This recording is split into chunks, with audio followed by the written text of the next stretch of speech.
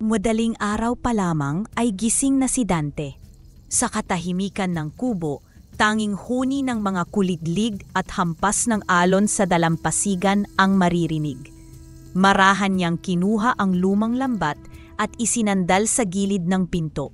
Ngunit bago siya pumalaot, gaya ng nakasanayan, dahan-dahan siyang lumapit sa sulok ng kanilang tahanan kung saan nakasabit ang isang lumang krusipiyo.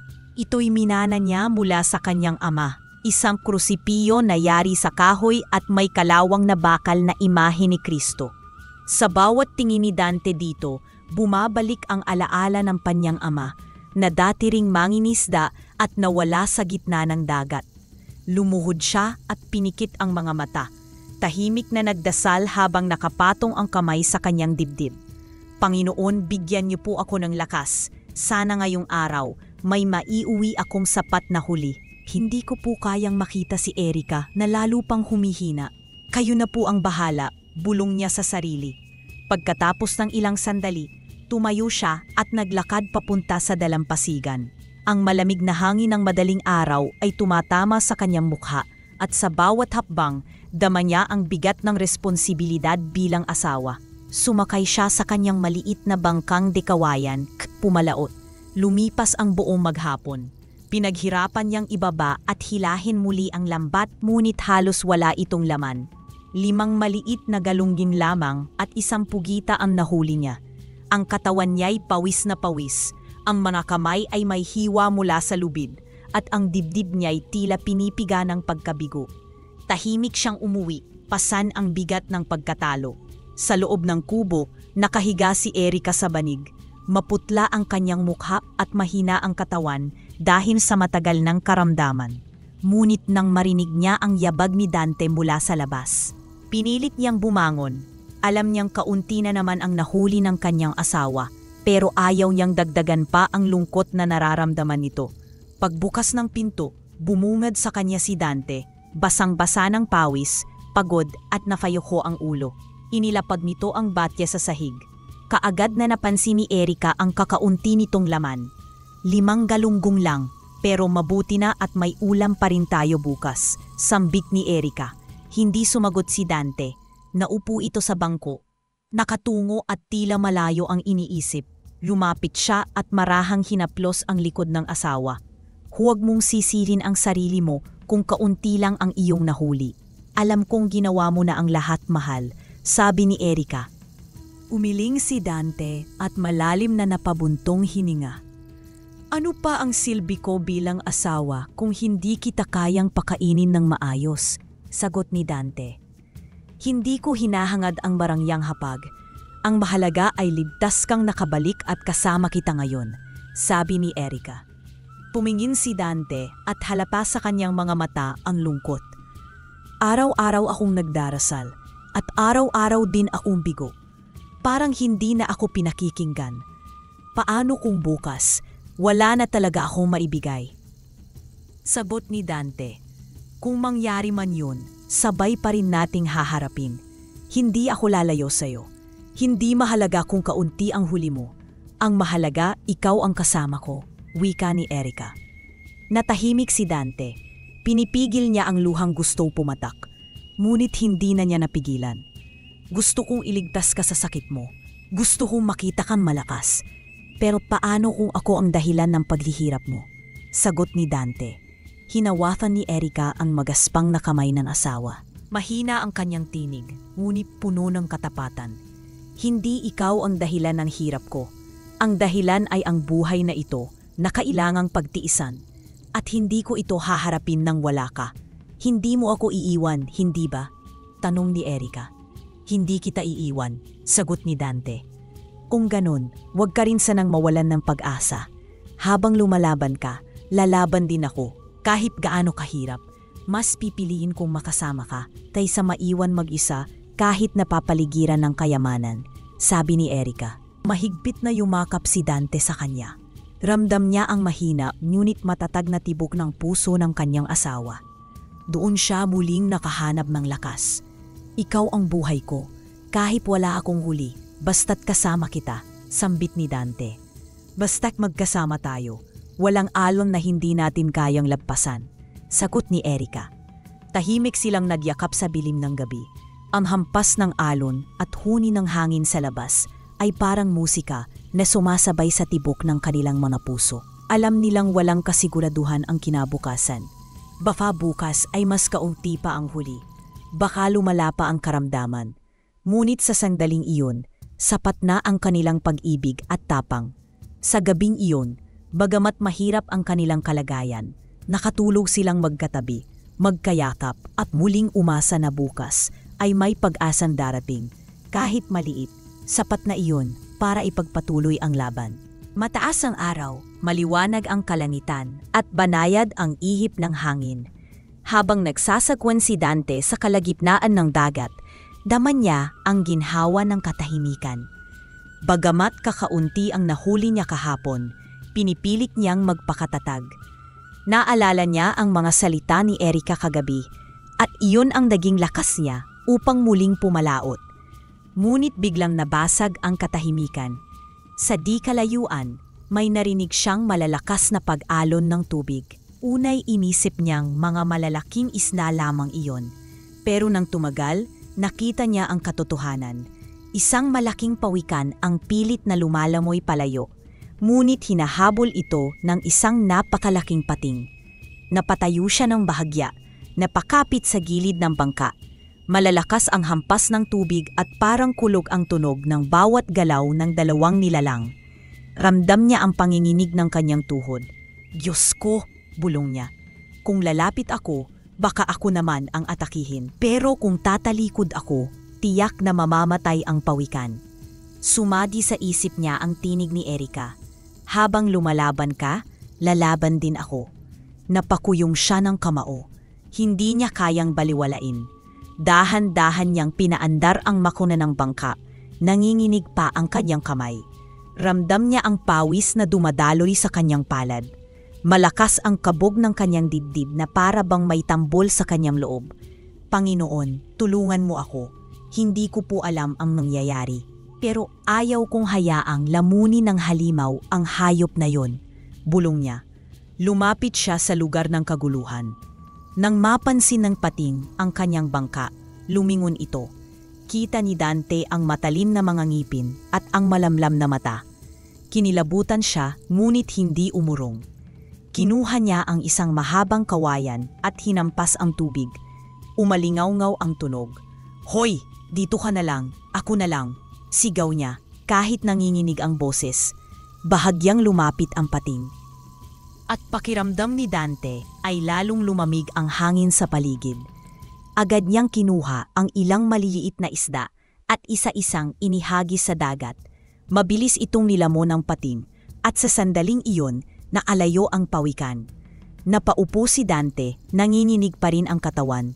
Sige, lumayo ka na. Huwag ka nang bumalik, bulong niya sabay buntong hininga. Ngunit biglang lumubog ang pating at nawala sa paningin. Kinabahan siya. Paano kung sa ilalim ng bangka ko siya lilitaw? Paano kung ako naman? Napakapit siya ng mahigpit sa bangka. Ilang saglit ang lumipas na tila isang oras. Sa wakas, lumutang muli ang pating sa malayo at tuluyang lumayo. Habang pinagmamasdan ang dagat, napabulong siya sa sarili. Dante, muntik ka na. Kung nagkamali ka lang, baka tapos ka na. Pero bakit mo ginawa? Para lang sa isang pawikan? Napahawak siya sa dibdib. Ginawa ko dahil hindi ko kayang tignan ang isang nilalang na walang laban. Parang nakita ko ang sarili ko. Ako ang pawikan at ang dagat ang pating. Kung hindi ako lalaban, lulubog ako. Sumagi sa isip niya si Erika. Para rin kay Erika. Kung natakot ako at umurong, anong silbi ng mga pangakong binitiwan ko? Paano ko siyang maipagtatanggol kung wala akong tapang? Akala niya'y wala na ang pawikan. Ngunit ilang sandali pa, lumutang itong muli malapit sa bangka niya. Tahimik itong nakatingin, parang may nais iparating. Napangiti si Dante. Salamat na lang ang gusto mong sabihin, ano? Pero huwag ka nang babalik sa panganib. Ingatan mo ang sarili mo. Hindi araw-araw may makakatulong sa'yo. Sambit niya. At sa isang pitik ng palikpik, Muling lumubog ang pawikan at naglaho. Habang pauwi, ramdam ni Dante ang matinding pagod. Basang-basa siya ng pawis, nanginginig pa rin ang kamay. Ngunit may gaan sa kanyang dibdib. Hindi siya nag-uwi ng maraming isda, pero dala niya ang isang karanasang hinding-hindi niya malilimutan. Pagdating niya sa dalampasigan, agad niyang nakita si Erica na naghihintay. Agad itong tumayo at sinalubong siya. "Dante, bakit ang tagal mo? Pinakaba mo ako," sabi ni Erica, halatang nag-aalala. Bumiti siya kahit pagod. "Pasensya ka na, mahal. May nakita akong pawikan na hinahabol na pating. Hindi ko matiis, kaya tinulungan ko," sagot niya. Namilog ang mga mata ni Erica. "Ano? Napakadelikado nun. Paano kung ikaw ang tinarget ng pating?" tanong ni Erica. "Huwag ka nang mag-alala. Nakaligtas naman ako at nakalayo rin ang pawikan. Pakiramdam ko may dahilan kung bakit nangyari yon," sagot ni Dante. Hinawakan siya ni Erica sa kamay at mahigpit na pinisil. "Huwag mo nang uulitin." "Dante, mas mahalaga ka sa akin kaysa sa kahit anong hayop," sabi ni Erica. Napatawa si Dante ng mahina. "Mahal, minsan hindi natin agad naiintindihan ang mga nangyayari. Pero pakiramdam ko, may gustong ipahiwatig ang dagat," sagot ni Dante. Tahimik silang naglakad pa uwi, magkahawak ang kamay. Sa puso ni Dante, naroon pa rin ang kaba ng pinagdaanan niya. Ngunit higit sa lahat, naroon ang tapang at panibagong pag-asa. Kinabukasan, maagang pumalaot si Dante. Payapa ang dagat at ang umagang ihip ng hangin ay tila nagdadala ng panibagong pag-asa. Habang patuloy siyang nakatingin sa abot tanaw, hindi niya maiwasang isipin ang nangyari kahapon. "Kung hindi ako tumulong, baka patay na ang pawikan," bulong niya sa sarili. Pero bakit parang hindi pa tapos ang lahat? Para bang may kasunod pa ang kwento? Habang lumilipad ang kanyang isipan, biglang may lumitaw mula sa ilalim ng malinaw na tubig. Ang pawikan. Dahan-dahan itong lumapit sa bangka. Walang takot at parang may sariling isip. Napatigil si Dante. "Ikaw na naman? Akala ko'y naglaho ka na," sambit niya, napangiti at napailing.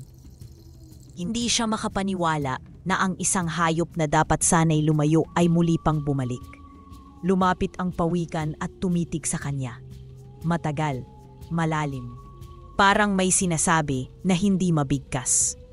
Napalunok si Dante at marahang nagsalita. "Ano bang gusto mong iparating? Salamat ba? O baka may hihilingin ka sa akin?" Tahimik lang ang pawikan, pero sa loob-loob ni Dante, ramdam niyang nagpapasalamat na ito. Hindi ordinaryong hayop ang nakaharap niya. Parang may karunungang nakatago sa likod ng mga mata nito. Hamang nakatitig sa pawikan, pumasok sa isip ni Dante ang mukha ni Erica. Parang naririnig niya ang boses ng asawa. "Dante, baka delikado yan. Hayop lang yan, hindi tao. Huwag kang basta magtitiwala." Umiling siya, nakatingin pa rin sa pawikan. "Mahal, hindi ko alam kung paano ipapaliwanag, pero iba siya. Hindi ito basta hayop lang. Ramdam ko. May dahilan kung bakit siya muling nagpakita." Parang sagot, lumapit pa ang pawikan sa gilid ng bangka. Halos sumampa ang bulo nito sa gilid. Tinapik ni Dante ng marahan ang matigas na balat nito, sabay na pangiti. "Kung nagpapasalamat ka, tinatanggap ko. Pero kung may gusto ka pang sabihin, hindi ko alam kung maiintindihan ko. Ikaw na ang bahala." Makalipas ang ilang minuto, dahan-dahang lumangoy palayo ang pawikan, ngunit hindi tuluyang umalis. Sa halip, tumigil ito at lumingon kay Dante na para bang sinasabing, "Sundan mo ako." Nag-atubili siya. "Saan mo ako dadalhin? Hindi kita maintindihan. Pero sige, susubukan kong sumunod." Pinaandar niya ang bangka kasabay ng paglangoy ng pawikan. Habang lumalayo sila, napansin niyang hindi na pamilyar ang lugar. Ang dagat dito ay mas malinaw at sa ilalim, kumikislap ang mga anino ng samut-saring isda. Napatigil siya sandali. "Diyos ko, na yun lang ako napadpad dito. Parang paraiso ng dagat." Parang sagot, lumubog ang pawikan at muling lumutang sa tabi ng bangka. Napangiti si Dante. "Gusto mo sigurong ipakita sa akin kung saan maraming isda. Kung ganon, susubukan kong manghuli dito." Agad niyang ibinaba ang lambat. Ilang sandali lang, ramdam na niya ang bigat. Hinila niya ito at halos hindi siya makapaniwala. Napakaraming isda ang nagsisiksikan sa lambat, kumikislap sa ilalim ng araw. Diyos ko! Ganito karami, sigaw niya sa tuwa. Pawisan habang hinahatak ang lambat. Nagmamasid lang ang pawikan, tila nakangiti sa mata ni Dante. Habang napupuno ng isda ang kanyang bangka, hindi siya tumigil sa pakikipag-usap dito.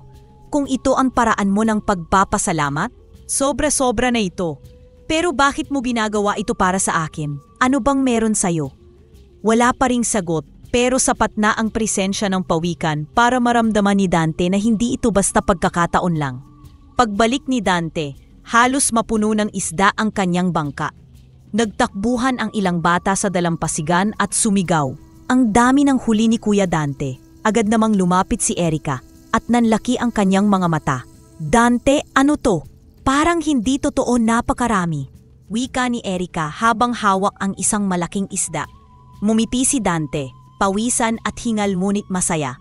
Oo mahal, hindi ko rin inaasahan. Para bang ipinakita sa akin ng dagat ang tamang lugar. Sobra-sobra ang biyaya ngayon. Dahil napakarami ng huli, inuna nilang ibinenta ang mga isda sa palengke. Mabilis itong naubos dahil sariwa at malalaki at umuwi silang may dalang makapal na pera. Habang naglalakad pabalik, huminto si Dante sa tindahan ng karne. Pinisil niya ang kamay ni Erica at ngumiti. Mahal, ang tagal mo nang hindi nakakakain ng masustansya. Lagi na lang maliit na isda. Ibibili kita ng karne ng baka ngayon. Gusto kong malasahan mo ulit ang bulalo na paborito mo noon. Naluha si Erica at umiling. Dante, baka sobra naman ang gastos. Mas kailangan natin ng ipon. Uwiling si Dante. Mahal, hindi lang ito tungkol sa pera. Gusto kong makita kang masaya at may gana ulit. Para sa'yo ito. Pagdating nila sa bahay, agad na inihanda ni Dante ang binili nilang karne. Pinakuluan niya ito sa malaking kaldero. Nilagyan ng mais, repolyo at patatas. Kumalat ang amoy ng sabaw sa buong kubo at sa bawat hagod ng sandok. Para bang may kasamang pagmamahal at pangako. Tahimik na nakaupo si Erica, pinagmamasdan ng asawa. Hindi ko akalaing matitikmang ko pa ang ganito. Dante, para akong nananaginip. Mumiti si Dante habang naglalagay ng sabaw sa mangkok. Hindi ito panaginip, mahal. Totoo ito. At para sa'yo lang. Nang malasahan ni Erica ang unang subo, napaluha siya. Dante, Diyos po, ang sarap. Parang bumalik ang lakas ko. Matagal ko lang hinintay ito. Hinawakan ni Dante ang kamay ni Erica at marahang ngumiti. Wala nang mas mahalaga sa akin kundi makita kang masaya. Hanggat may huli at biyaya, sisiguraduhin kong lagi kang may masustansyang pagkain para lumakas ka. Nagyakap silang dalawa habang sa mesa ay nakahain ang simpleng bulalo na naging sagisag ng pag-ibig at bagong pag-asa. Kinagabihan, matapos nilang maghapunan ni Erica ng bulalo, agad siyang napahiga dahil sa matinding pagod. Ngunit hindi karaniwang tulog ang dumapo sa kanya. Ang kanyang mga mata ay nakapikit, ngunit ang kanyang diwa ay tila dinala sa kakaibang lugar. Isang dagat na mas maliwanag kaysa sa araw at mas payapa kaysa sa alon. Sa gitna ng malawak na tubig, lumitaw ang pawikan. Ngunit iba na ang kanyang anyo. Ang mga mata nito ay kumikislap, puno ng karunungan, at ang tinig ay malinaw na narinig ni Dante. Dante, wika ng pawikan. Ako si Lolo Kiko. Matagal na akong espiritu ng dagat. Nakikita mo ako bilang pawikan, pero ako'y bantay ng mga alaala at hiwaga ng karagatan. Nabigla si Dante, halos hindi makapagsalita. Lolo Kiko, ikaw pala yon? Akala ko'y karaniwang pawikan ka lang. Ngumiti ang pawikan. Hindi ako basta hayop. Ako'y saksi sa kasaysayan ng dagat, sa hirap at tagumpay ng mga nangingisda, at sa mga lihim na nakalubog sa kailaliman. Ang tapang mo ang nagtunak sa akin na magpakilala sa'yo. Iwinagayway ni Lolo Kiko ang kanyang palikpik, at biglang sumulpot ang pangalarawan sa paligid nila. Nakita ni Dante ang mga mangingisda mula sa iba't ibang panahon. Ang ilan ay nagtagumpay, ang ilan ay nalunod at naglaho. Nakita rin niya ang isang lumubog na barkong puno ng ginto, pilak at mga antigong alahas, kumikislap sa ilalim ng dagat. Dante, patuloy ni Lolo Kiko, hindi lahat ng kayamanan ay nakikita sa pera at ginto. Ang dagat ay may kapangyarihang mas higit pa roon. Kapag ito'y inabuso, sisiklab ang kanyang galit. Pero kapag ito'y iningatan, magbibigay siya ng biyaya. Habang nakikinig, hindi maiwasan ni Dante ang marinig. Bakit sakin mo ito ipinapakita? Isa lang naman akong mangingisda. Dahil ikaw ay may puso, sagot ni Lolo Kiko. Hindi lahat ay handang isugal ang buhay para sa isang nilalang. Sa tapang mong iyon, napili ka ng dagat.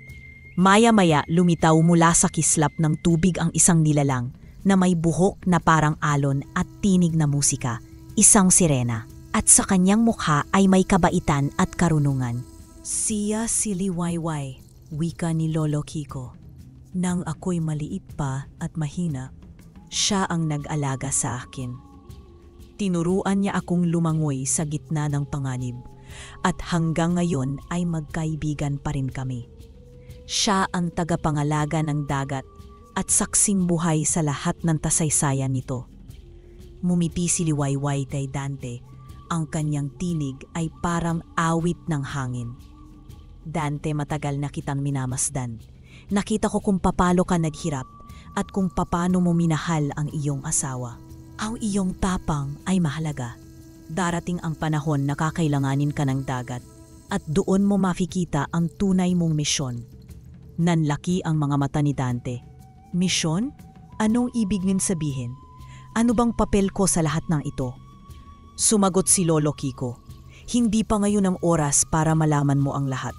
Ngunit tandaan mo, ang dagat ay may lihim na babantayan at may panganib na darating. Kapag dumating ang tamang panahon, tatawagin ka ng alon. Biglang nagdilim ang paligid. Unti-unting lumabo ang imahe ni Lolo Kiko at Liwayway. Narinig niya ang huling tinig ng pawikan. Dante, huwag kang matakot. Kapag naramdaman mong ikaw ay tinatawag, bumalik ka. At huwag mong kalimutan, hindi lahat ng kayamanan ay nasa ginto. Nagising si Dante, pawis na pawis at hinihingal. Nanginginig ang kanyang katawan, pero daman niya ang kakaibang sigla at pananabik. Hawak pa ng kanyang isip ang mga imahe ng panaginip. Si Lolo Kiko, ang lumubog na barko, at ang sirenang si Liwayway. Agad siyang bumangon at nakita si Erika na nakahiga pa. Mahina ngunit gising na. Milingon siya ng asawa at nagtanong, Dante, bakit parang nahulat na gulat ka? Parang nanaginip ka ng malalim. Huminga siya ng malalim bago sumagot. Erika, nakita ko sa panaginip ko ang pawikan. Pero hindi lang siya tawikan. Nagpakilala siya bilang Lolo Kiko, isang espiritu ng dagat. Ipinakita niya sa akin ang mga alaala ng karagatan, ang lumubog na barko at ang kayamanang hindi pa nakikita ng tao. Nanlaki ang mata ni Erika. Lolo Kiko, espiritu? Dante, baka masyado ka lang napagod. Baka guni-guni lang yan. Umiling si Dante, hawak ang kamay ng asawa. Hindi ito basta panaginip. Mahal, totoo ang pakiramdam. At hindi lang siya, may isang sirena ring nagpakita, si Liwayway. Siya raw ang nag-alaga kay Lolo Kiko noong maliit pa siya. Hanggang ngayon, magkaibigan pa rin sila at sinabi nila, may panahon daw na kakailanganin ng dagat ang tapang ko. Napayuko si Erika, halatang nag-aalala. Dante, parang mapanganib ang lahat ng yan. Paano kung ikaw ay mapahamak? Pinisil ni Dante ang kanyang kamay. Mahal, alam kong delikado, pero may dahilan kung bakit ipinakita sa akin ang lahat. Nangako ako sa sarili ko, kapag dumating ang tamang panahon, babalik ako sa dagat para hanapin si Lolo Kiko at si Liwayway. Hindi ko alam kung anong haharapin ko, pero handa akong sumubok. Napaluha si Erika, pero tumango. Kung yan ang gusto mo, susuportahan kita. Pero pangako mo, Dante, lagi mong iisipin na ang pinakamahalaga ay makabalik ka sa akin. Ngumiti si Dante, pinahid ang luha ng asawa. Mahal, pangako, kahit saan ako dalhin ng dagat, ikaw at ang pag-ibig mo ang palaging babalikan ko. Isang umaga, maagang pumalaot si Dante, dala ang alaala ng kanyang panaginip. Habang nangingibabaw ang araw sa silangan, dama niya ang kakaibang hatak ng dagat. Parang may humihila sa kanya patungo sa gitna. Habang naglalayag, biglang lumitaw si Lolo Kiko, ang pawikan, sa ibabaw ng tubig kasabay ng banayad na alon. Hindi gumagalaw ang bibig nito, ngunit malinaw na narinig ni Dante ang tinig sa kanyang isipan. Dante, oras na para makita mo ang lihim na matagal nang nakatago. Hindi na kumibo si Dante. Alam niyang ito ang ipinangako niya sa sarili, na kapag tinawag siya, tutugon siya. Sumunod siya kay Lolo Kiko. At di nagtagal ay narating nila ang isang malalim na bahagi ng dagat na hindi pa niya nararating kailanman. Sumisid ka, Dante, sabi ni Lolo Kiko. Huwag kang matakot, ang dagat ang sasalo sa'yo. Huminga ng malalim si Dante at sumisim pababa. Habang lumalalim, ang tubig ay lalong nagiging malamig at unti-unting lumitaw sa kanyang paningin ang anino ng isang lumubog na barko. Malaki ito, gawa sa kahoy na unti-unting kinain ng panahon. Ngunit matibay pa rin ang ilang bahagi. Paglapit niya, nakita niya ang mga antigong baul na nakatambak sa loob. Dahan-dahan niyang binuksan ang isa at muntik siyang hindi makahina sa gulat. Nagniningning ang ginto, pilak at mga alahas. Kahit sa ilalim ng dagat, kumikislap ang mga ito na para bang may sariling liwanag. Nanginginig ang kanyang kamay habang hinahaplos ang mga kwintas, singsing at mga gold bars. Diyos ko, ganito pala karami, bulong niya sa sarili. Napabilis ang tibok ng kanyang puso. Sa unang pagkakataon, naisip niyang posible palang magbago ang kanilang kapalaran sa isang iglap. Ngunit kasabay ng pagkamangha, naramdaman niya rin ang bigat sa dibdib. Paano kung kunin ko lahat? Hindi na kailanman kami maghihirap ni Erika. Magkakaroon kami ng malaking bahay, gamot para sa kanya at magandang kinabukasan. Ngunit agad niyang naalala ang babala ni Lolo Kiko. Ang dagat ay nagbibigay, pero may kapalit ang kasakiman. Pumikit siya at huminga ng malalim.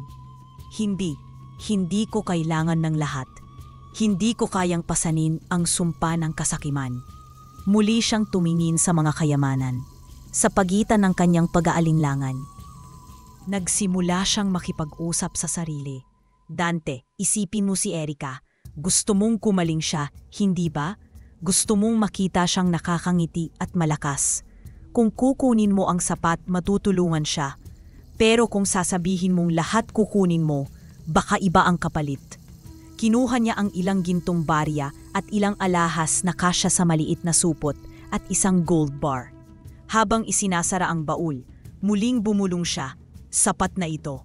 Hindi ko kailangan ng higit pa para kay Erika lang. Para sa amin. Pag-ahon niya mula sa kailaliman, dala ang mabigat na supot. Lumitaw si Lolo Kiko at ngumiti. Tama ang iyong desisyon, Dante. Ang dagat ay nagagalak sa iyong pagpipigil.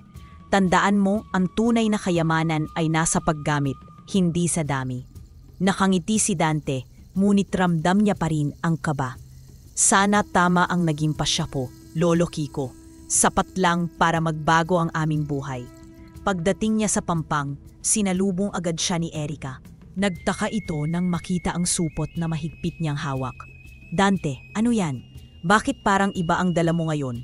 Tanong ni Erika, halatang naguguluhan. Dahan-dahan niyang binuksan ang supot at ipinakita ang ilang mga ginto at alahas. Nalaki ang mata ni Erika at napahawak sa bibig. Dante, Diyos ko, saan galing ang mga ito? Huminga siya ng malalim at umupo sa tabi ng asawa. Erika, hindi mo ako paniniwalaan, pero nakita ko ang lumubog na barko sa ilalim ng dagat. Dinala ako ni Lolo Kiko doon. Napakaraming kayamanan, pero hindi ko kinuha lahat. Sapat lang para baguhin ang ating buhay.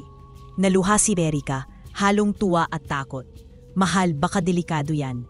Baka may kapalit ang mga ito. Hinawakan ni Dante ang kanyang kamay. Alam ko, kaya hindi ko sinimot. Pinili kong kunin lang ang sapat para gumaling ka, para hindi na tayo maghirap. Hindi ito para sa kasakiman, kundi para sa ating dalawa. Napayakap si Erika sa kanya, mahigpit at puno ng luha. Dante, hindi ko alam kung matatakot ako o matutuwa, pero naniniwala ako sa'yo. Kung ang puso mo ang pinairal, tiyak na hindi tayo pababayaan. Ngumiti si Dante, pinahid ang luha ng asawa. Mahal, ito ang simula ng pagbabago. Hindi lang ito tungkol sa yaman, kundi sa pag-asa. Hanggat magkasama tayo, ang lahat ng ito ay may halaga. Maagang bumiyahe si Dante patungong Maynila. Dala ang ilang ginto at alahas na maingat niyang itinago sa supot. Kinabahan siya habang nasa sasakyan, ngunit mas nanginibabaw ang pag-asa. Ang nasa isip niya ay iisa lamang, ang paggaling ni Erica. Pagbalik niya pagkaraan ng ilang araw, agad siyang sinalubong ng asawa. "Dante, ano ang nangyari? Naging maayos ba ang lahat?" Tanong ni Erica, halatang nag-aalala. Ngumiti siya at marahang hinawakan ang kamay nito. "Mahal, naibenta ko ang mga ginto at alahas sa Maynila. Malaki ang nakuhang halaga, sapat para ipagamot ka. May nakausap akong doktor at sisikapin nating maibalik ang lakas mo." Naluha si Erica sabay yakap. "Dante, hindi ko alam kung paano ako magpapasalamat. Bawat araw na kasama ka. Pakiramdam ko'y isa ng biyaya. Pero ngayon, binibigyan mo pa ako ng panibagong pag-asa." Lumipas ang mga buwan. Sa tulong ng mga gamot at gamutan sa doktor, unti-unting bumalik ang kulay sa pinski ni Erica. Ang dating mahinang tinig ay nagiging mas malinaw at ang kanyang mga mata ay muling kumikislap. Isang gabi, habang magtatabi silang nakaupo sa harap ng kanilang tahanan, napangiti si Dante at nagsalita. "Mahal, tingnan mo ang sarili mo. Dati halos hindi ka makatayo. Ngayon ay mabilis ka nang maglakad." Napatawa si Erica. "Oo nga Dante, parang panaginip lang. At lahat ng ito'y dahil hindi ka sumuko." Umiling si Dante, seryoso ang tinig. "Hindi mahal, dahil lumaban ka. Kahit gaano kahirap, hindi ka bumitaw." Bukod sa gamot, pinagawa rin nila ang kanilang kubo. Mula sa dating pawid at kahoy, naging sementado na ito. Maganda at maaliwalas at mas matibay kaysa dati. Nagkaroon din sila ng bagong bangka. Mas malaki at mas ligtas para sa kanilang pamumuhay. Isang hapon, habang pinagmamasdan nila ang bagong bangka, napahawak si Erica sa balikat ni Dante. "Dante, tingnan mo to. Noon nangangarap lang tayo ng ganito. Ngayon nasa harap na natin." Napangiti si Dante, pinisil ang kamay ng asawa. "Hindi ko akalaing mangyayari ito. Pero ang pangarap natin, mahal, hindi lang bangka o bahay. Ang pangarap ko'y makasama ka hanggang sa dulo ng lahat." Naluha si Erica, sabay sabing, "At ang pangarap ko naman ay mas matagal pang mabuhay sa tabi mo. Ngayon, alam kong posibleng mangyari." Habang bumabalik ang kanyang lakas, hindi lamang siya nakontento sa pag-upo sa bahay. Natutunan ni Erica ang mga gawaing hindi niya dating nagagawa. Isang araw, nadatnan ni Dante ang asawa na abala sa pag-aayos ng lampat. "Mahal, anong ginagawa mo? Baka mapagod ka," wika ni Dante, halatang nag-aalala. Ngumiti si Erica, hindi tumigil sa ginagawa. "Dante, ayokong ikaw lang ang nagbabanat ng buto. Kaya ko na ito. Kung natutunan mong maging matapang sa dagat, matututo rin akong tumulong sa abot ng aking makakaya." Napangipi si Dante, napailing. "Pero mahal, baka mapuwersa ka. Hindi ko gustong mapahamak ka ulit." Tumigil si Erica at tumingin sa kanyang mga mata. "Dante, hindi ba't pangarap natin na magkasama sa lahat ng bagay? Kung kaya kong manaambag kahit kaunti, mas matutupad natin yon. Hindi na ako yung dating asawa na mahina. Gusto kong maramdaman mong may katuwang ka." Natahimik si Dante, sabay ngumiti ng walambing. "Kung ganon, sabay nating haharapin ang dagat. Hindi na ako mag-iisa." Dumating ang araw na pumalaot ang mag-asawa. Ngayon ay magkasama na sa unang pagkakataon. Maingat na itinuro ni Dante kay Erica kung paano gumamit ng kawil. "Hawakan mo ng mahigpit dito. Mahal, huwag mong bibitawan kahit anong mangyari," paliwanag ni Dante habang inaayos ang linya. "Oo, naintindihan ko," sabot ni Erica, halatang kinakabahan pero sabik na subukan. Habang nakaupo sila sa bangka at naghihintay ng huli, nagkwentuhan sila tungkol sa kanilang mga pangarap. "Dante," tanong ni Erica, "ano pa bang gusto mong marating bukod sa masaganang huli?" Napaisip si Dante sa tumingin sa asul na dagat. "Wala na akong ibang hiling. Ang mahalaga sa akin ay nandito ka, katabi ko. Kahit wala ng ginto o kayamanan, basta't magkasama tayo sapat na." Napangiti si Erica at tumango. "Ako rin, Kahit maliit na bangka lang ang mayroon tayo, kung kasama kita, pakiramdam ko'y mayaman na tayo. Nagkatawanan silang dalawa nang makawala ang unang huli mula sa kawil ni Erika. Naku, sayang nakatakas, sigaw ni Erika. Napatawa si Dante. Ayos lang yan, mahal, ganun talaga sa simula. Ang mahalaga, natututo ka. Ngunit bago pa sila makabawi, biglang lumitaw mula sa tubig si Lolo Kiko. Marahang lumangoy ito sa harap ng kanilang pangka at muli na namang parang may imbitasyon ang kanyang galaw. Napahawak si Erika sa braso ni Dante. Dante, si Lolo Kiko. Parang gusto niyang sundan natin siya. Ngumiti si Dante. Oo, mahal. Kapag siya ang nangunguna, tiyak na may sorpresa. Sinundan nila ang pawikan at di nagtagal, dinala sila nito sa isang bahagi ng dagat na puno ng isda. Pagbaba pa lang ng kanilang lambat, halos agad itong napuno. Namilog ang mata ni Erika. Dante, ang dami! Hindi ko akalaing ganito kadali. Habang hinahatak nila ang mabigat na lambat, tawanan at sigawan ang narinig sa bampa. Kahit si Erika, na baguhan pa lamang, nakahuli ng marami. Dante, tingnan mo! Ako mismo, ang dami kong huli. Tuwang-tuwa niyang sigaw, hamang ipinapakita ang hawak na isda. Umawa si Dante at niyakap siya mula sa likod. Mahal, yan ang pinakamagandang huli sa lahat. Hindi dahil sa dami, kundi dahil magkasama tayong lumaban sa dagat. Habang tapauwi, nakaupo silang magkatabi, hawak ang siksit na huli na halos mapuno ang bangka. Hindi na lang sapat, ngayon ay sobra-sobra pa. Tumingin si Erika sa kanyang asawa, punong-puno ng tuwa ang mga mata. Dante, hindi ko akalaing sa unang beses ko ganito karami agad. Para akong bata na unang nakatikim ng tamis ng dagat. Salamat mahal dahil isinama mo ako. Ngumiti si Dante, hinaplos ang buhok ng asawa. Mahal, hanggat magkasama tayo, walang alon at walang lambat na hindi nating kayang punuin. At sa ilalim ng papalubog na araw, muli nilang nasilayan si Lolo Kiko na dahan-dahang lumubog sa dagat. Parang nagsasabing, hanggang sa muli.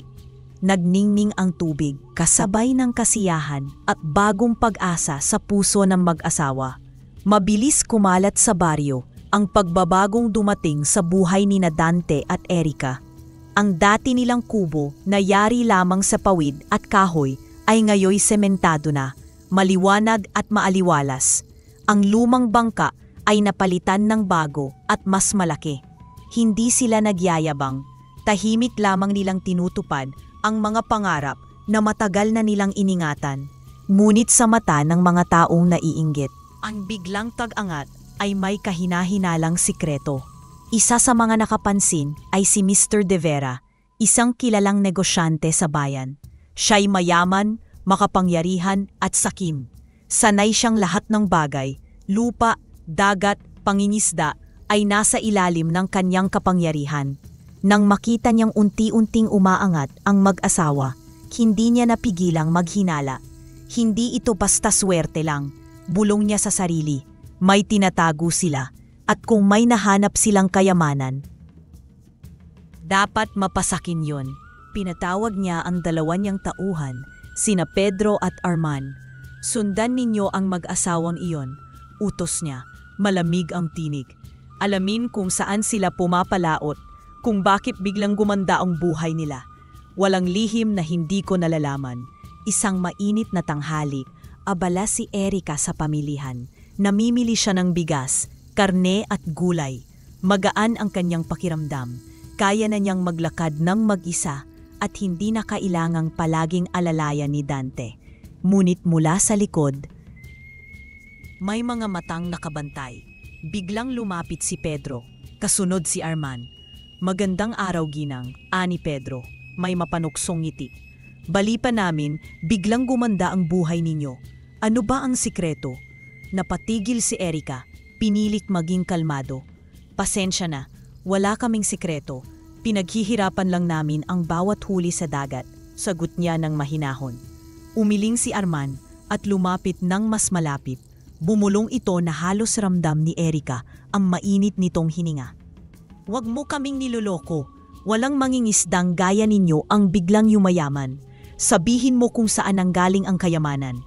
Kumakabog ang dibdib ni Erika.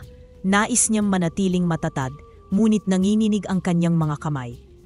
Wala akong alam. Ang lahat ng meron kami ay galing sa dagat. Wala nang iba." Nagpalitan ng tingin ang dalawa, saka ngumisi si Pedro. "Kung ayaw mong magsabi, baka kami na lang ang bumisita sa bahay ninyo. Siguro kapag si Dante ang kaharap namin." Mapipilitan siyang magsabi. Sa takot na madamay ang asawa, hindi napigilan ni Erika ang kanyang bibig. "Huwag niyo siyang idadamay. Ang lahat ng meron kami ay galing sa dagat. May isang lugar doon kung saan may lumubog na barko, puno ng ginto at alahas. Doon nakakuha si Dante ng kaunting kayamanan." Kumislap ang mga mata ng dalawa. "Aba, totoo pala?" bulong ni Arman. "May kayamanang nakatago sa dagat." Iniwan nila si Erika na nanginginig at halos lumuha. Pakiramdam niya'y pinagtaksilan niya ang asawa kahit hindi iyon ang kanyang hangarin. Pagbalik ni Dante mula sa dagat, nadatnan niyang nakaupo si Erika sa kanilang bahay, nakatungo at hawak ang rosaryo. Maputla ang mukha nito. "Erika, mahal, anong nangyari?" Agad na tanong ni Dante, sabay lapit at hawak sa balikat ng asawa. Tumingin si Erika, nangingilid ang luha. "Dante, patawarin mo ako. May lumapit sa akin kanina sa palengke. Mga tauhan ni Mr. De Vera. Tinakot nila ako. Sinabi nilang may mangyayari kung hindi ako magsalita." Nanlamig si Dante. "Anong sinabi mo?" Nanginginig ang tinig ni Erika. "Nabanggit ko ang tungkol sa lumubog na barko. Hindi ko gustong sabihin, Dante, pero natakot ako na baka ikaw ang balikan nila." Saglit na natahimik si Dante. Kita niya ang takot at pagsisisi sa mukha ng asawa. Huminga siya ng malalim at marahang hinaplos ang pisngi nito. "Mahal, huwag kang mag-alala. Wala kang kasalanan. Ginawa mo lang ang sa tingin mong makakapagligtas sa atin. Kung ako man ang nasa kalagayan mo, baka ganun din ang nagawa ko." Ngunit hindi pa rin mapawi ang bigat sa dibdib ni Erika. "Dante, paano kung kunin nila ang lahat? Paano kung si Mr. De Vera mismo ang sumugod sa atin?" Mariing tumitig si Dante sa asawa. "Kung ganun, lalaban tayo. Hindi natin hahayaang wasakin nila ang dagat. Ang kayamanang iyon ay hindi para sa mamasakim, kundi para sa lahat ng umaasa sa biyaya ng dagat." Umupo silang dalawa sa harap ng kanilang tahanan. Tahimik muna bago nagsalita si Erika. "Dante, natatakot ako, pero ayokong muli akong maging mahina. Gusto kong kasama mo ako sa laban. Hindi lang sa pangingisda, kundi pati sa pagsubot na ito." Napangiti si Dante, kahit mabigat ang puso. "Mahal, hindi ka na kailanman mahina sa paningin ko. Ikaw ang lakas ko. Ngayon higit kailanman, kailangan ko ang iyong tapang." Magkahawak kamay, silang tumingin sa dagat. Ang araw ay dahan-dahang lumulubog. Pinapakulayan ang kalangitan ng kahel at pula. Tila nagbabadya ng paparating na unos, hindi lamang sa panahon, kundi pati sa kanilang kapalaran. Sa kanyang isip, malinaw ang panata ni Dante. "Hindi ko hahayaang maagaw nila ang dagat. Hanggang may hininga ako, ipagtatanggol ko ang ating tahanan at kinabukasan." At sa kaibuturan ng puso ni Erika, alam niyang magkasama nilang haharapin ang anumang unos. Maagang umaga nang pumalaot sina Dante at Erika. Maganda ang panahon, maaliwalas ang langit at banayad ang hampas ng alon. Magaan ang pakiramdam ng dalawa, para bang saglit nilang nakalimutan ang banta ni Mr. De Vera. Habang abala si Dante sa paghahanda ng lambat, napansin ni Erika ang malalakas na alon sa di kalayuan. "Dante," sambit niya, may halong kaba.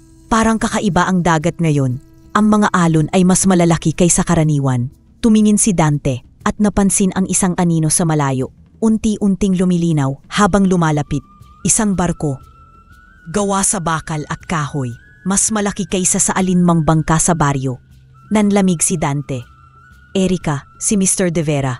Sinusundan niya tayo." Kinabahan si Erika at agad na kumapit sa braso ng asawa. "Dante, anong gagawin natin? Hindi natin kayang tapatan ang laki ng barko nila." Hindi pa sila nakakapagsalita nang biglang lumitaw si Lolo Kiko mula sa tubig, malapit sa kanilang bangka. Ang matandang pawikan ay lumangoy ng mabagal, para bang nag-aalala rin. "Dante!" sigaw ni Erika. "Nariyan si Lolo Kiko!" Agad tumayo si Dante at sumigaw sa dagat, kahit alam niyang maririnig iyon sa kanyang isipan. Lolo Kiko, lumayo ka, delikado. Huwag kang lalapit sa barko nila. Ngunit huli na. Mula sa barko ni Mr. De Vera, ibinaba ang isang napakalaking lambat na gawa sa matibay na lubid at bakal. Sa isang iglap, nahuli si Lolo Kiko. Pilit siyang pumiglas, pero sobrang bigat at higpit ng pagkakakulong. Mula sa taas ng barko, narinig nila ang malakas na halakhak ni De Vera. Aha! Kaya pala umaasenso kayo, Dante. Dahil sa pawikan na to, siya ang susi sa inyong yaman at ngayong nasa akin na siya. Sa akin na rin ang kayamanan ng dagat. Napakuyom ang kamao ni Dante, nanginginig sa galit. Mr. De Vera, huwag mong saktan ang pawikan. Wala kang karapatan. Mumisi ang negosyante, sumilip mula sa gilid ng kanyang barko. Walang karapatan? Ako ang may-ari ng dagat na ito. Lahat ng pumapalaot dito ay nasa ilalim ng kapangyarihan ko. Ang pawikan na ito ay akin na ngayon. Napaiyak si Erika habang pinagmamasdan ang nagpupumiglas na pawikan. Dante, baka hindi natin siya mailigtas. Nanginginig na bulong niya. Pinisil ni Dante ang kamay ng asawa.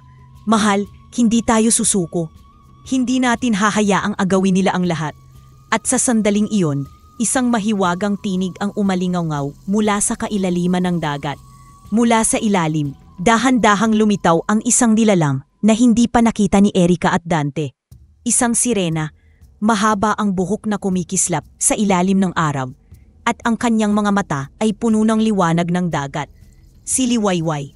Ano yun? Isang sirena? Sigaw ng isang tauhan ni De Vera. Halos mahulog sa kaba. Mumisi si Mr. De Vera kahit halatang natigilan. Sirena man o hindi, akin na ang pawikan. Walang makakapigil sa akin. Ngunit nagsimulang umawit si Liwayway. Ang kanyang tinig ay banayad sa una, parang awit na pampatulog, ngunit unti-unting lumakas at umalingaw sa buong dagat. Ang alon ay nagsimulang gumalaw, na para bang sumasabay sa kanyang himig. Dante, bulong ni Erika, nakatitig sa sirena. Ang ganda ng anyang awit, para bang binubuhay nito ang dagat. Ngumiti si Dante kahit nangingilid ang luha. Siya si Liwayway, ang kaibigan ni Lolo Kiko. Dumating na siya. Habang tumataas ang alon, unti-unting napunit ang mga lubid ng lambat na bumihag kay Lolo Kiko. Nagsimulang mangamba ang mga tauhan ni De Vera. Boss, hindi kinaya ng lambat ang kanyang boses. Nasira ito, sigaw ng isa. Ngunit sumigaw si De Vera. Halos baliw na sa kasakiman. Idagdag ang isa pang lambat. Hindi ko siya palalayain. Ang kayamanan ay akin lang. Ngunit huli na ang lahat. Sa pinakamalakas na hinig ni Liwayway, bumangon ang dagat. Ang mga alon ay nagsanib, tila higanting pader ng tubig na lumusob sa barko ni De Vera. Niyakap ni Dante si Erika habang pinagmamasdan ang nangyayari. Mahal, humawak ka, malakas ang dagat. Nagkagulo sa barko. Ang mga tauhan ay nagsisigawan, nagsitakbuhan, habang si Mr. De Vera ay patuloy na humahalakhak kahit lumulubog na ang kanyang barkong sinasakyan. Hindi ako malulunod. Akin ang lahat, sigaw niya. Ngunit tinangay siya ng malakas na agos, palayo sa bangka ni na Dante. Nakaahon si Lolo Kiko mula sa lambat, malaya na, at lumapit sa bangka ng mag-asawa. Malaki ang sugat sa kanyang katawan. Ngunit nanatiling matatad ang kanyang mga mata. Dante, Erika, bulong ng pawikan sa kanilang isipan. Salamat, hindi ako iniwan ng dagat. At hindi niyo rin ako iniwan. Napahawak si Erika sa kanyang dibdib, puno ng luha. Lolo Kiko, akala ko mawawala ka na. Salamat sa Diyos at ligtas ka. Habang humuhupa ang alon, lumutang si Liwayway sa tabi ng kanilang bangka. Dante, Erika, tandaan ninyo, ang dagat ay may sariling hustisya. Hindi makakayanan ng mga sakim ang galit ng kalikasan. Pero kayo ang pipili ng tamang landas. Nagpasalamat si Dante na kayo sa harap ng sirena. Liwayway, hindi namin makakalimutan ang tulong mo.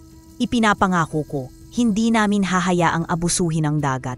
Hindi ito para sa mga kagaya ni De Vera. Ngumiti si Liwayway, ang kanyang tinig ay parang hangin. Mag-ingat kayo, may mga darating pang pagsubok. Pero basta't magkasama kayo, malalampasan ninyo ang mga ito.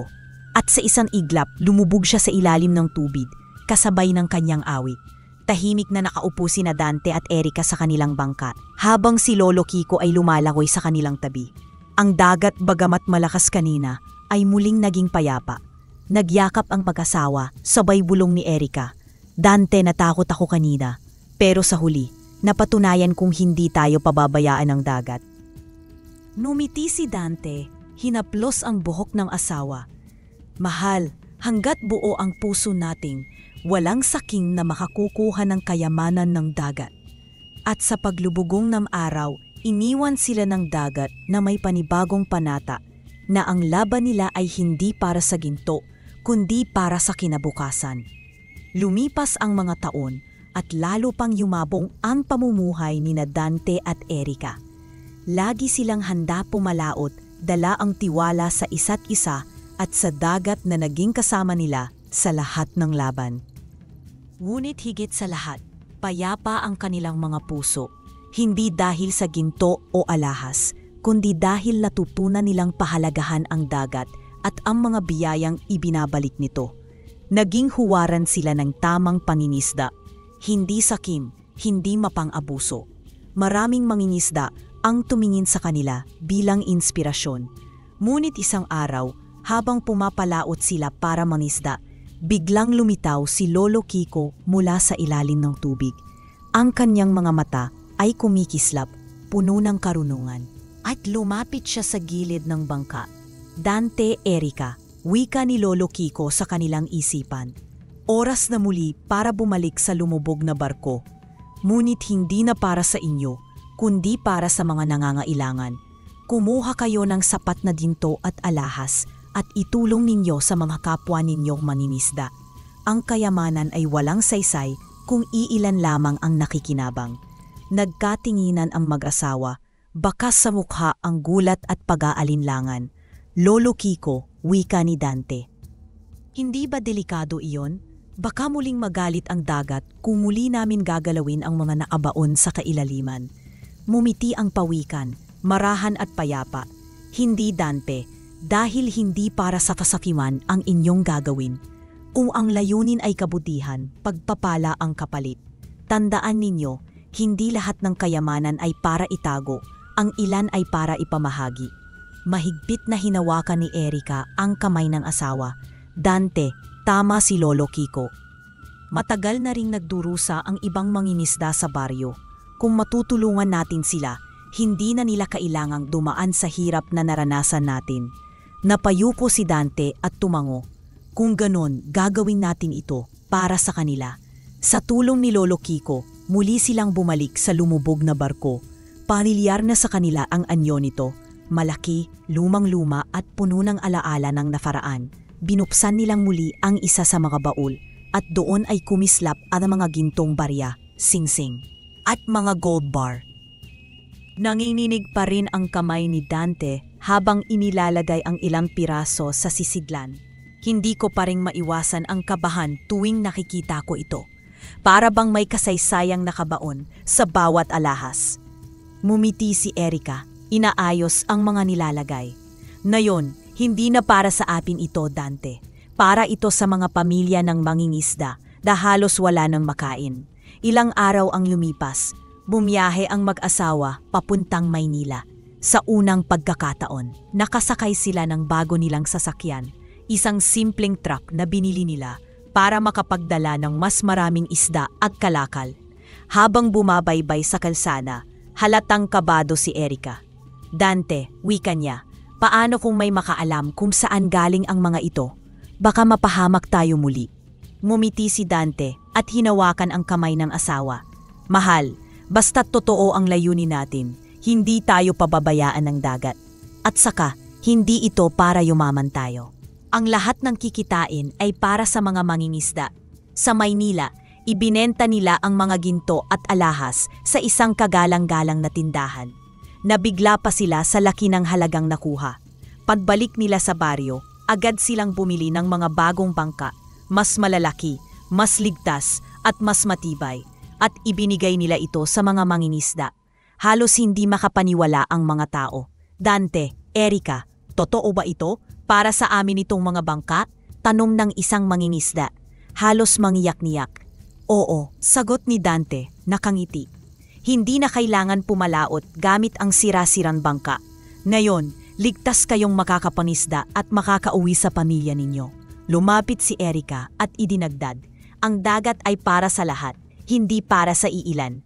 Kaya't ito'y tulong mula sa puso namin at mula sa isang tagapagbantay na laging nagmamasid sa atin. Isa-isang lumapit ang mga mangingisda, niyakap sila at nagpasalamat. Ang ilan ay napaluha, ang iba'y nagdasal ng taimtim. Dante, hindi ka lang mangingisda, isa kang bayani ng ating baryo. Sambit ng isang matanda. Napailing si Dante at ngumiti. Hindi ako bayani, isa lang akong tao na natutong pahalagahan ang tunay na kayamanan. Isang hapon, habang magkasama silang nakasakay sa kanilang bangka, muling lumitaw si Lolo Kiko at ang mga alon sa paligid niya ay tila sumasayaw kasabay ng kanyang paglangoy. Tahimik siyang lumutang sa tubig at agad nilang sinundan. Mahal, ingnan mo, bulong ni Erika. Parang may gusto siyang ipakita muli. Sumunod sila at sa kanilang pagkagulat, biglang lumitaw mula sa tubig si Liwayway, ang sirena. Ang kanyang buhok ay kumikislap sa ilalim ng buwan. At sa kanyang tabi ay may mga dolphin na tumatalon-talon sa ibabaw ng alon, para bang nagsasayaw sa musika ng dagat. Napanganga si Erika, halos maiyak sa ganda. Dante, parang panaginip ito. Hindi ko akalain makikita ko ng ganitong kagandang tanawin. Ngumiti si Dante. Pinagmamasdan ang ginintuan at malambot na liwanag ng papalubog na araw sa mukha ng asawa. Mahal, ito ang gantimpala ng dagat. Hindi ginto, hindi alahas. Kundi ang paalala na kapag pinahalagahan natin ang kalikasan, babalik ito sa atin nang higit pa sa ating inaasahan. Mula sa tubig, nagsalita si Liwayway. Ang kanyang tinig ay parang awit ng hangin. Dante, Erika, huwag ninyong kalimutan, ang tunay na kayamanan ay hindi kailanmang nasusukat sa yaman. Ito'y nasa malasakit, sa pagkakaibigan at sa pag-ibig na dala ninyo. Tumango si Erika. Hinawakan ang kamay ni Dante ng mahigpit. Oo, Liwayway, natutunan na namin iyon. At ipapasa namin sa mga susunod na henerasyon. Nagpatuloy ang kanilang paglalakbay. Sinusundan si Lolo Kiko, habang sa paligid nila'y tumatalon ang mga dolphin at kumakanta ang dagat. Sa mga oras na iyon, ramdam nilang hindi sila nag-iisa. Sa kanilang puso, malinaw na ang mensahe. Ang tunay na kayamanan ay nasa puso, sa pagkakaibigan at sa dagat na nagbibigay buhay sa lahat.